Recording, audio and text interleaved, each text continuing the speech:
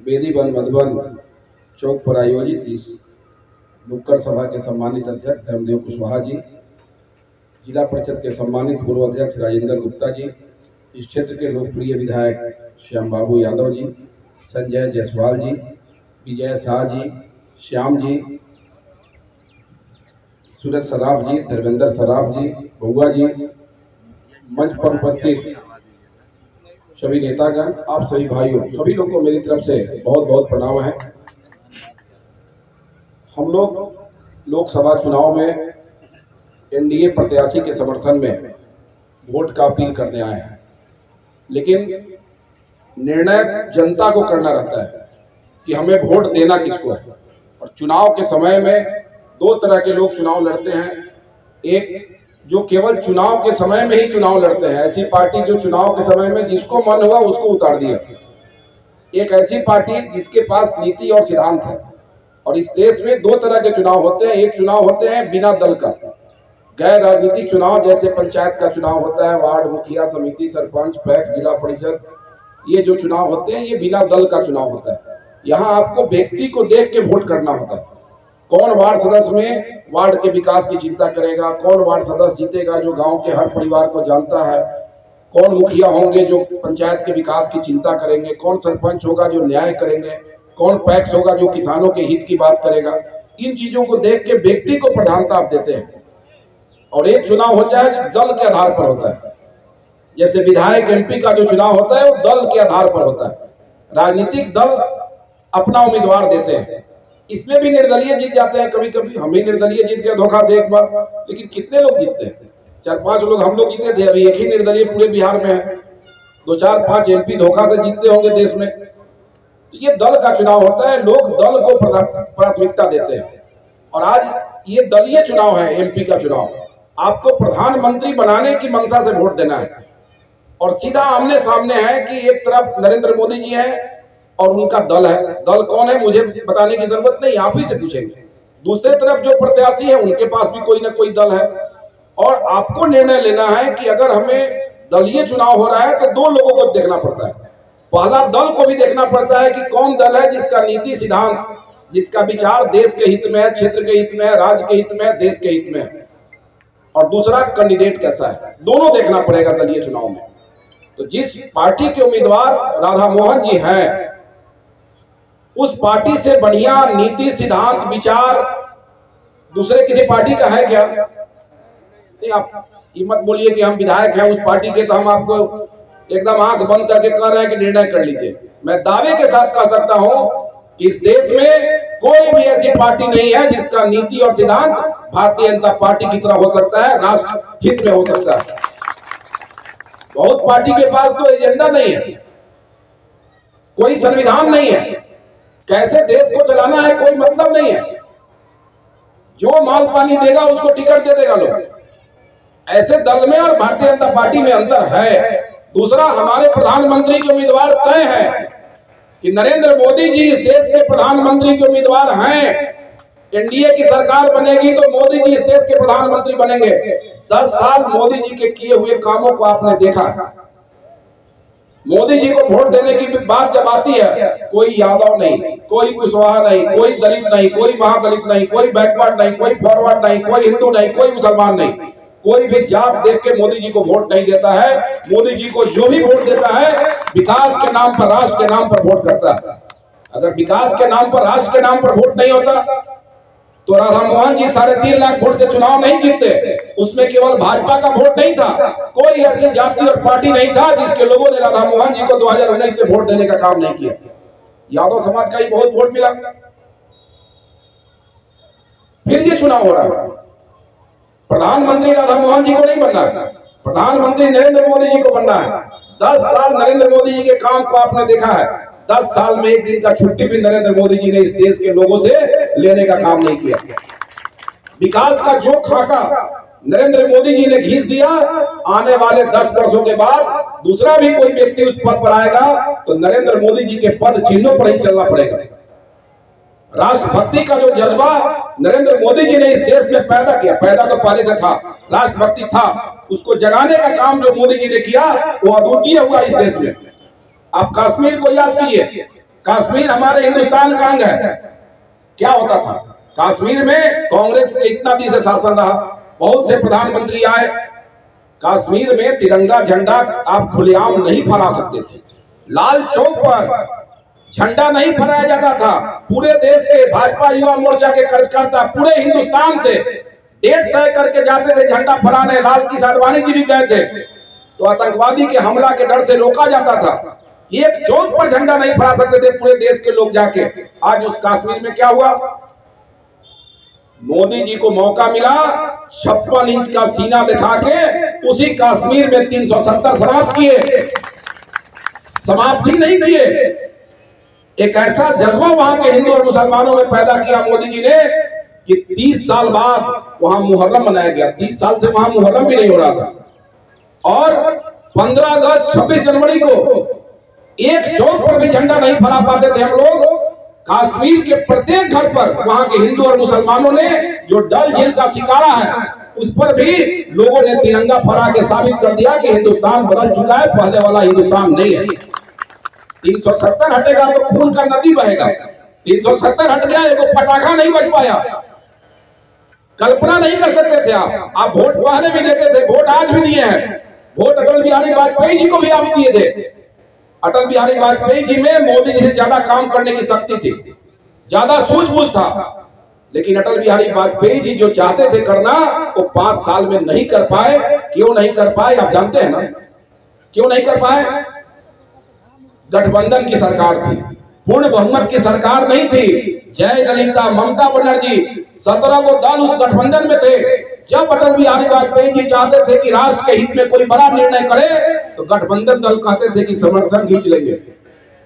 अटल बिहारी वाजपेयी जी ऐसे लोग चाहते हुए भी देश हित का बहुत निर्णय नहीं कर पाए थे। लेकिन मोदी जी को जब 2014 के बाद से आप लोगों ने पूर्ण बहुमत की सरकार बनाने का मौका दिया, तो मोदी जी ने 56 इंच का सीना दिखाया और एक एक ऐसा काम इस देश में करने का काम किया जिसका कल्पना कोई नहीं कर सकता था। उदाहरण के लिए आप सोचिए, ये बेदीवन मधुबन है। ये जो सड़क शुरू हुआ, जो देख रहे हैं ये 4 लेन बना हुआ है, ये किनके समय शुरू हुआ था? नहीं पता है। अटल बिहारी वाजपेयी जी के समय में। सोच उनका था, वो मोदी जी का सोच नहीं था। शुरू किए थे अटल बिहारी वाजपेयी जी, चाहते थे कि बहुत कुछ करें, लेकिन हर डेंग डेंग पर बाधा उत्पन्न होता था। जब पूर्ण बहुमत में आए तो ऐसा कितना 4 लेन बन गया भाई साहब, पहले यही देखने को मिलता था। आज कहीं भी आप चले जाइएगा, किसी गांव से किसी गांव को, किसी शहर से किसी शहर को जोड़ने की योजना को मोदी जी ने मजबूत कर दिया।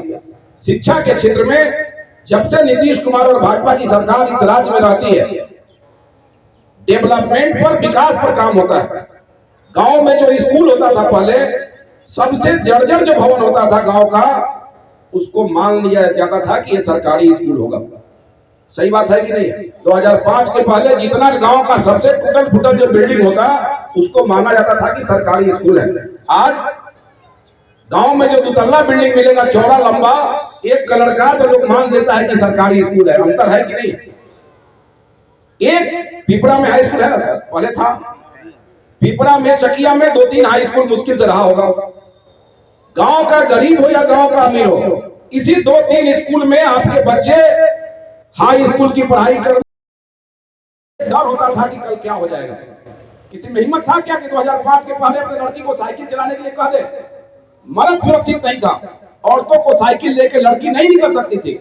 नीतीश कुमार भाजपा की सरकार बनी, इस राज्य में एक ऐसा सुशासन आया कि लड़की आज साइकिल चला के 4 बजे भोर में ट्यूशन पढ़ने पिपरा चली जाएगी, चकिया चली जाएगी, और शाम को लौट के 7 बजे घर चली आती है। कोई कुछ नहीं होता है। जो लड़की को नहीं पढ़ा पाते थे, दूर होने के चलते 10 किलोमीटर दूर स्कूल है, आज गांव में, पंचायत में हाई स्कूल खुल गया। घर में काम करके लड़के और लड़की और बगल के पंचायत के हाई स्कूल में जाकर मैट्रिक और इंटर करने का काम कर रहे हैं। शिक्षा के क्षेत्र में काम हुआ, स्वास्थ्य के क्षेत्र में काम हुआ। 50 बेड का सदर हॉस्पिटल 100 बेड का हो गया।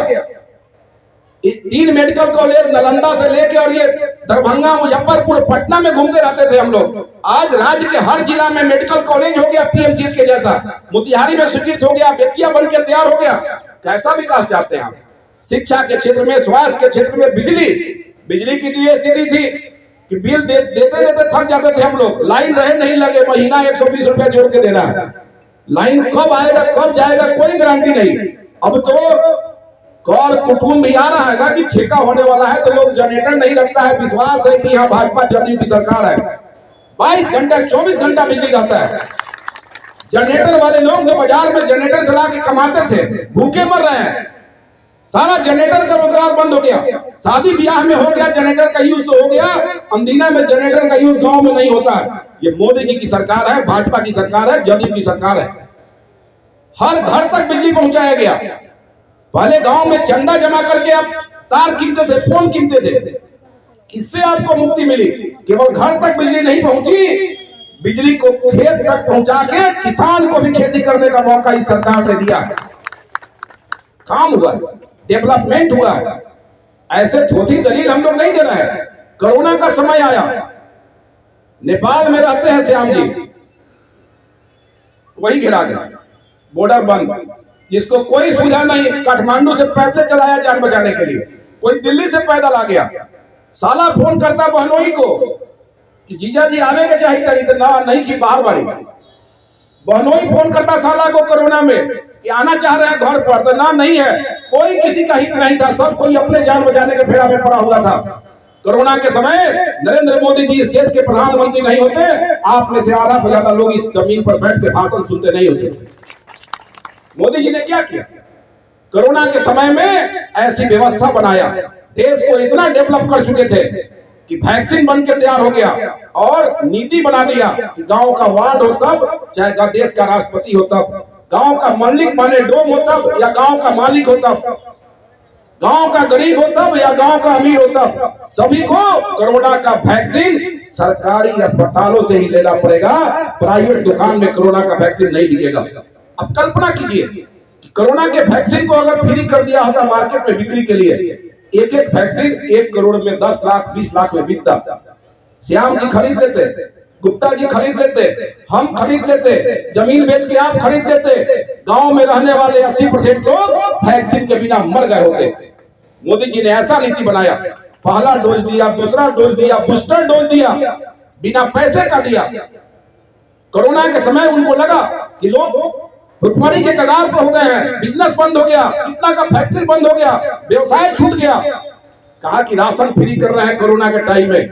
कोरोना से लेके और 2029 तक का ऐलान कर दिया उन्होंने कि जो राशन आपको मिलता था प्रति व्यक्ति 5 किलो, वो अब फ्री रहेगा 2029 तक। मोदी जी को गरीबों की चिंता है, मुझे 5 किलो से कोई अंतर नहीं पड़ेगा, लेकिन किसी गरीब के परिवार में 5 लोग हैं, 25 किलो राशन महीने में जा रहा है, तो उसको मतलब है उन चीजों से, उसे आधा किलो राशन से मतलब है। गांव में जो भीख मांगता है उसको 1 रुपया से मतलब रहता है।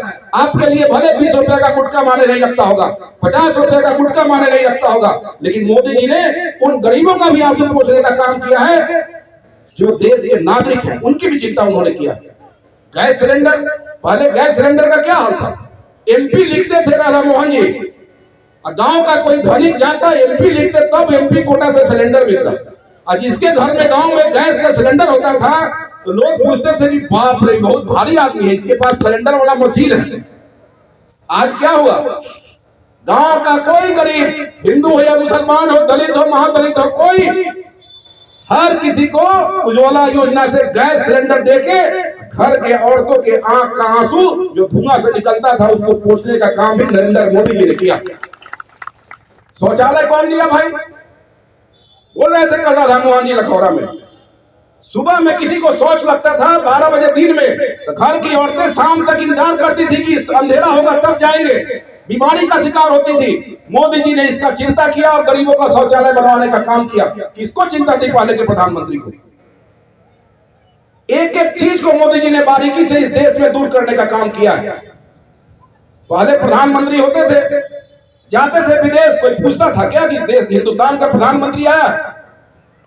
जाने पर वहां भी चर्चा नहीं होती थी और देश के लोगों को भी नहीं मालूम होता था कि हमारे प्रधानमंत्री अमेरिका जा रहे हैं। आज हमारे प्रधानमंत्री अमेरिका चले जाए, रसिया जाए, जापान जाए, दुबई चले जाए, सऊदी अरब चले जाए, विश्व के किसी कोने में चले जाएंगे, हमारे प्रधानमंत्री के जाने के 15 दिन पहले वहां का मीडिया चर्चा करता है कि हिंदुस्तान के प्रधानमंत्री नरेंद्र मोदी जी अमेरिका में आ रहे हैं, फल्ला जगह प्रोग्राम है। पहले कोई मंत्री आता हमारे प्रधानमंत्री को एयरपोर्ट से विदेश में बुला के ले जाता था, आज हमारे प्रधानमंत्री जाते हैं तो वहां का राष्ट्रपति आता है, रेड कारपेट बिछता है और पूरा स्वागत करके हमारे प्रधानमंत्री को विश्व के किसी कोने में ले जाया जाता है। और वहां जाते हैं तो हर जगह मोदी मोदी मोदी मोदी का नारा लगता है। आपको याद होगा इस देश में गृह मंत्री के लड़की का अपहरण हुआ कांग्रेस के रीजन में, किसी भी रीजन में मान लीजिए, और गृह मंत्री के लड़की का अपहरण नहीं हुआ, गृह मंत्री के लड़की का बनावटी अपहरण हुआ। और अपहरण के सौदा में डिमांड हुआ कि आतंकवादी को छोड़ दिया जाए और आतंकवादी को छोड़ा भी गया। पहले का दौर ऐसा दौर था और आज का दौर ऐसा दौर है। अभिनंदन का नाम सुने ना सब लोग, हमारे देश के अभिनंदन पाकिस्तान में गिरफ्तार कर लिए गए और मोदी जी ने कहा 24 घंटा में अगर हिंदुस्तान वापसी नहीं हुआ तो पाकिस्तान का नामो निशान विश्व के नक्शा से मिटा देंगे।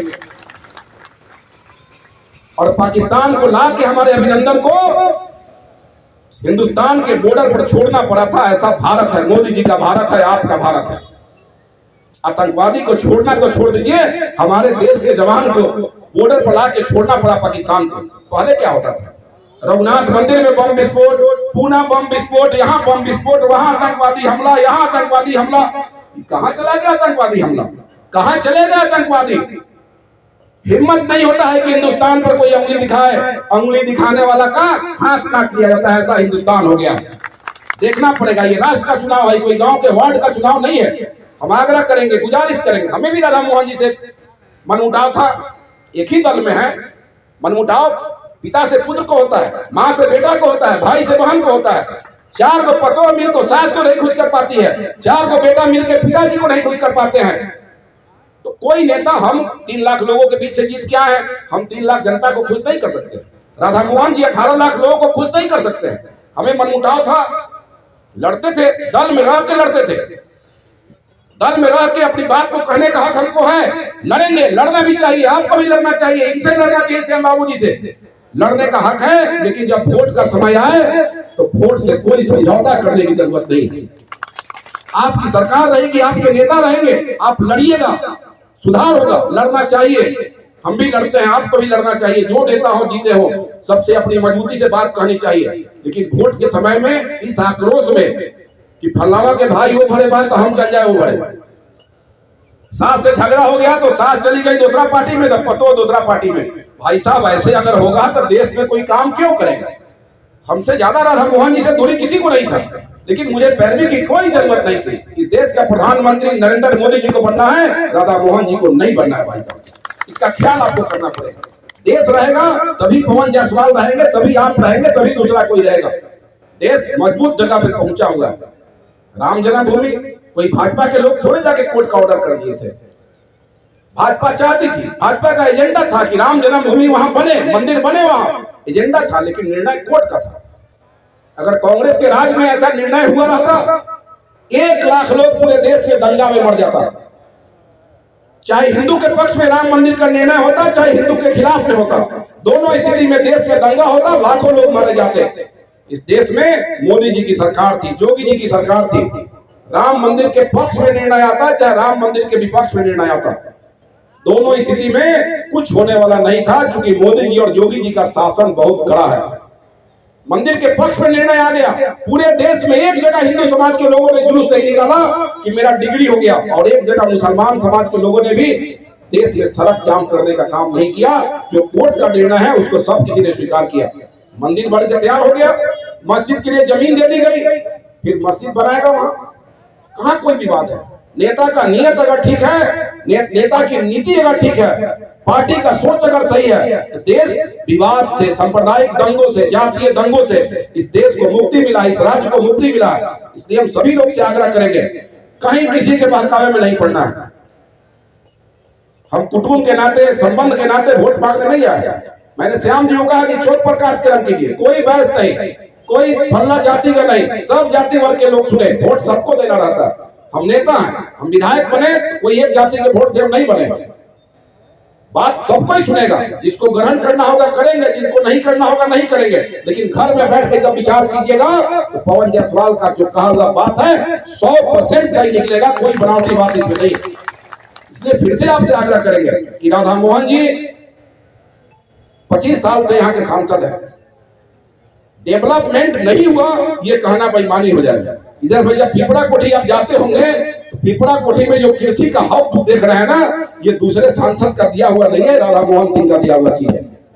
विकास हुआ है, विकास नहीं कैसे हुआ, काम हुआ है। जनता को लगता होगा कि राधा मोहन जी से हमको भेंट नहीं हो रहा है। भाई आप सांसद चुने थे, आप वार्ड सदस्य नहीं चुने थे। पवन जायसवाल भी एमपी बन जाएंगे तो गांव गांव घूमना हमारे लिए संभव नहीं रहेगा। 4 महीना साल में लोकसभा चलता है, काम कराने वाले व्यक्ति को दिल्ली में रहना है। मोदी जी कितने बार बनारस जाते हैं, साल में 4 बार चले जाते होंगे, सभा करते हैं, लोगों से भेंट होती है। आप जिस पद के लिए जिस व्यक्ति को चुनते हैं उस चीजों को समझना पड़ेगा।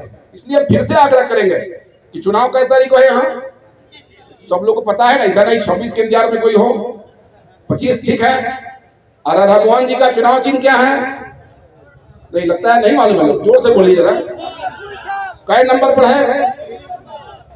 क्या भाई आप लोग को नहीं पता है, पीछे के लोग को पता है कितना नंबर पर है? तो जब चुनाव आयोग और भगवान ने 1 नंबर पर दे दिया तो जनता को 1 नंबर पर रखने में कोई दिक्कत है क्या? जो भाग्यशाली होगा उसी को ना 1 नंबर जल्दी मिलता है। जब 1 नंबर मिल गया है और आप इनको 25 साल से रखते आए हैं तो मोदी जी को ध्यान में रखिए और सीधा नरेंद्र मोदी जी का जो छाप है कमल का फूल, 25 तारीख को 1 नंबर पर बटन दबाइए कमल के फूल का, राधा मोहन जी को विजयी बनाइए और देश का प्रधानमंत्री तीसरी बार मोदी जी के बना के इस देश को, इस राष्ट्र को मजबूत करने का काम कीजिए। बहुत बहुत धन्यवाद। जय हिंद।